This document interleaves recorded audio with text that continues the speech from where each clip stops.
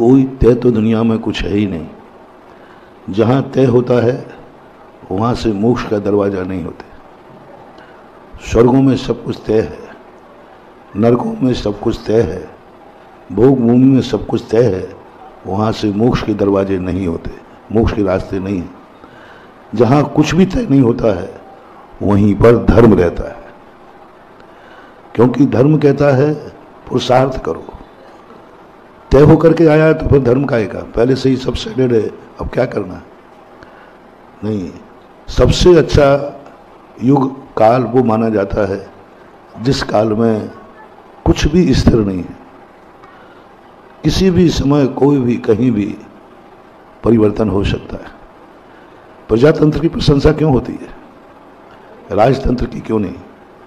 क्योंकि प्रजातंत्र में कभी भी कोई भी किसी भी समय कोई भी व्यक्ति नेता बन सकता है। राजतंत्र में निश्चित है कि राजा मर गया, उसका बेटा राजा बनेगा, सबको मालूम है, कोई ज़्यादा व्यवस्था करने की जरूरत नहीं। राजा मरते ही सबको मालूम है राजकुमार राजा बनेगा, युवराज जो थे वो राजा बन जाएंगे। बस कोई इसमें कोई ना व्यवस्था है ना है, पहले से मालूम था। जब राजा नहीं मरा था तब भी मालूम था कि इस राजगद्दी पर कौन बैठेगा, बेटा बैठेगा। तो राजतंत्र में कुटुंबवाद होता है कि पिता के मरने के बाद बेटा को बैठना ही है, इसलिए राजतंत्र को प्रशंसनीय नहीं माना गया। राजतंत्र क्यों टूट गया दुनिया से? राजतंत्र तो यहाँ था पहले, इसलिए तोड़ा क्योंकि राजतंत्र में योग्य और अयोग्य को नहीं देखा जाता। वह बेटा योग्य है कि अयोग्य है, वो तो राजकुमार है तो वो बैठेगा। प्रथम पुत्र है तो उसको बैठाना ही है, बैठेगा ही, वो अधिकारी है उसका। और उसी कारण से राजघरानों में जो बंटवारे होते थे, जो टूटते थे, उसी कारण, क्योंकि राजा की रानियां अनेक होती थी और राजा किसको बनना है? एक को। तो जिसकी रानी का पहला बेटा हो गया वो तो राजा हो गया, राजमाता हो गई। शेष रानियों के छोकरे खत्म। पर फिर वहां से युद्ध चालू होते थे, बंटवारे चालू होते थे। अब वो रानी चाहेगी पहली वाली राजा का रानी को, ये बच्चे को हम कैसे हानि पहुंचाएं, यहां तक कि मारने तक के विभाव कर। राणा प्रताप का इतिहास पढ़ो। उदय सिंह राणा की 3 रानियां थीं। महाराणा प्रताप ज्येष्ठ थे, जीवंता भाई के बेटे थे। शेष रानियों के बेटे थे, वो सेकंड थे। कितने बार महाराणा प्रताप को उनकी अन्य माताओं ने मारने के प्रयास किए, जहर देकर, कितने बार, छोटी अवस्था में।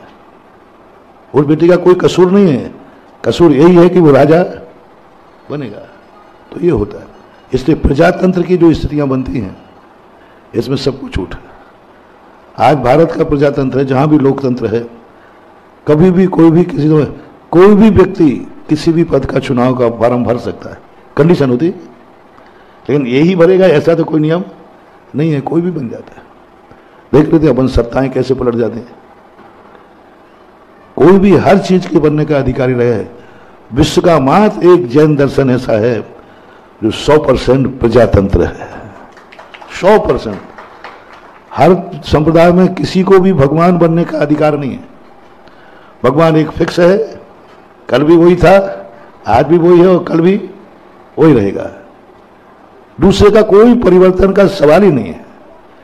और जैन दर्शन कहता है प्रत्येक जीव को भगवान बनने का पूरा अधिकार है, कोई भी बन सकता है। कितने तीर्थंकर बन गए, अनंत। कौन भगवान बन सकता है? कोई भी बनो, कोई भी राष्ट्रपति बन सकता है, बनो। अब तुम पास हो या नहीं हो, तुम्हारी किस्मत है। तो प्रजातंत्र का जो रूप है, जैन दर्शन ने इस बात का खोजा कि नहीं, हर व्यक्ति को भगवान बनने का अधिकार है।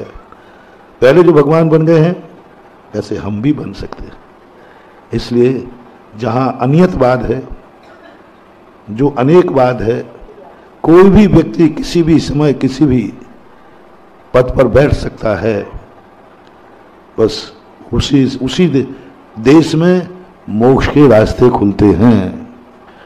वसीयतनामे से जो दिया जाएगा वहां मोक्ष नहीं खुलेगा। स्वर्गों में वसीयतनामा एक गया दूसरा आ गया, यहां नहीं।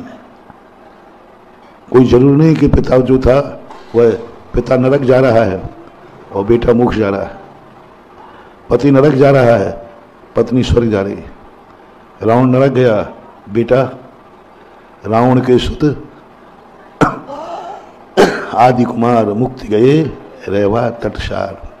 महारानी छेलना स्वर्ग गई और उनका पति श्रनिक नरक गया। मंदोदरी आरिका बनी और रावण नरक गया। तो ये इसलिए अनियतवाद को कभी तुम गलत मत मानना।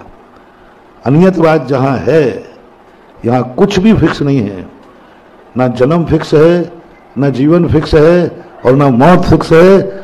आज चाहो तो मरना चाहो तो आज भी मर सकते। आज तुम अच्छे इंसान बनना चाहो तो अच्छे इंसान बन सकते हो।